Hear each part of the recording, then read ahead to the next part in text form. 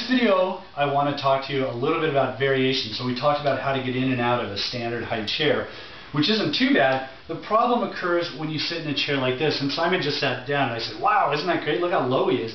But if you look at him, his knees are way above his hips here. And so what that does is it throws his center of gravity back. And so it's going to be very difficult to get him forward and up over his feet.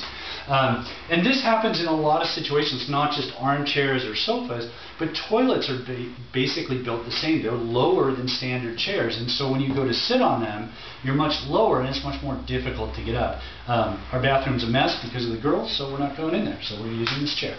So what we're going to do is the same sort of thing. We're going to use the same lifting principles, just in a different situation, and we're just starting in a lower spot. So a little bit different this time. So we're going to use our PAM again, our positioning first, and what we want to do here is position Simon so he's in a position where he can get up really easy. You can see if this is his center of gravity here, it's really far back from his feet. So the first thing we're going to do is communicate, tell him what we want before we start. So Simon, if you could move forward right to the edge of the chair as close as possible, like that. So now his center of gravity is much closer to his feet. It's going to be much easier to move. I'm not going to be pulling him out of the chair.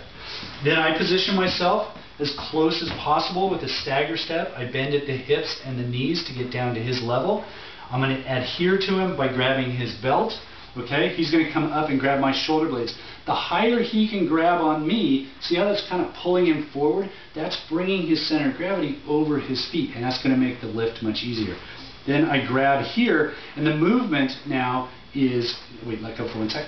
What we're going to do here is I'm going to lean back and up, and he's going to lean forward and up. So we're going to shift our weight as we make that movement up into standing. So again, he's going to grab me as high as possible. I grab as low as possible. I lean back on 3. 1, 2, 3, and up we come like this. And now he's in a nice stable position, and we can walk off. Okay. Now the other thing about this is getting down. So there's up, but down is even more dangerous because it's lower, and there's much more potential to fall. So again, we're going to get back into that position. Okay. And then we're going to bend our knees together and bend the hips together. And we're just going to come straight down as much as we can right to that front edge of the chair. And then he can scoot back from there. But we really want to control that movement. And we want to come down as straight as possible so our weight isn't behind us. Because as soon as the weight gets too far from us, we're working in really awkward postures. Okay? And that's how you want to get onto up and off of a low surface. One last thing about low surfaces, though, is what you can do is pre-plan your lift. And if you use a pillow like this or something, what that does is it's going to allow him to sit higher. So here, if he was sitting on a pillow here, his hips are much higher, it's much easier then to transition. So if it's a really low chair, really soft chair like this, sitting on a pillow or two beforehand can make that lift a lot easier.